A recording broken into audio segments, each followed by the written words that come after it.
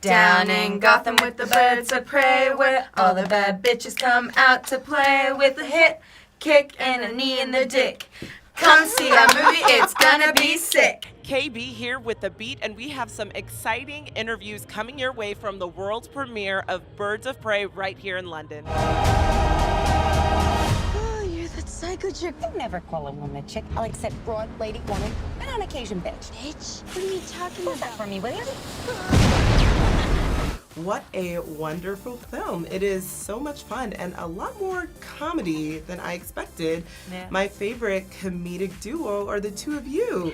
So tell me a little bit more about how that relationship flourished on set. Yeah, I mean, it was very much inspired by one of my favorite comics, Behind Blue Eyes, that Harley has this unlikely relationship with this young girl who she first kidnaps and then kind of grows to feel responsible for and ultimately betrays.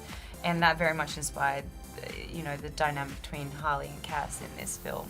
Also, we're definitely paying homage to the mentor-mentee relationship you see in Leon the Professional, one of Christina, the screenwriter, and my favorite movie. So we knew that was a dynamic we wanted to explore, and also keen to kind of see the internal conflict that would kind of create for Harley, both being a bad person and always taking the selfish route, but also starting to really care for this kid and want to help her and do something right by her, which is, a good conscience isn't something that comes naturally to Harley. So that was a struggle we wanted to explore. So, Ella, tell me a little bit more about that relationship and then also what it feels like to be Cassandra, because we all know that she eventually becomes Batgirl. I mean, it's such an honor to play Cassandra Cain. It hasn't really been showed before.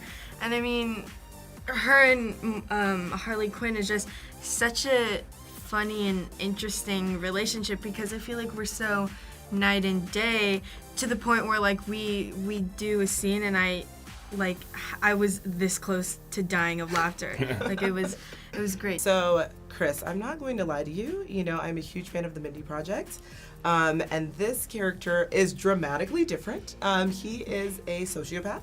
Yes. And terrified me. I'm not even gonna lie. So tell me about your process, coming up with Victor. A lot of it was in the script. It was a beautiful script, and of course I, read a lot of the comics. And Victor's not, he's kind of low in the canon of villains, and I felt the big responsibility to kind of give him a voice, and to do that with Ewan was really remarkable. He's really funny and charming in the movie, and then scary as all hell. So we had a great time making it. It's after all of us now.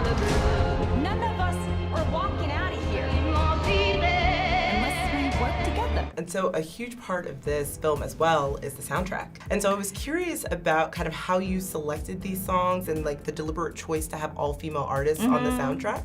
Yeah, that was definitely a deliberate choice. I wanted basically a girl gang on the soundtrack as well, and women that would embody this specific spirit and attitude and energy of the movie. And it was also fun and cheeky and subversive oftentimes. Sometimes, we'll play it in contrast to what was going on screen.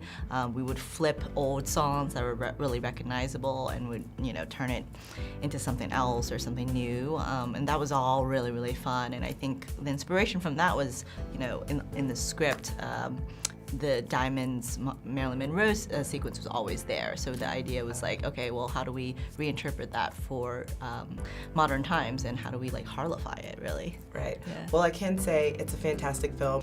Oh, thank you. So thank you so much. And it's wonderful talking with you. So thanks for talking to The Beat.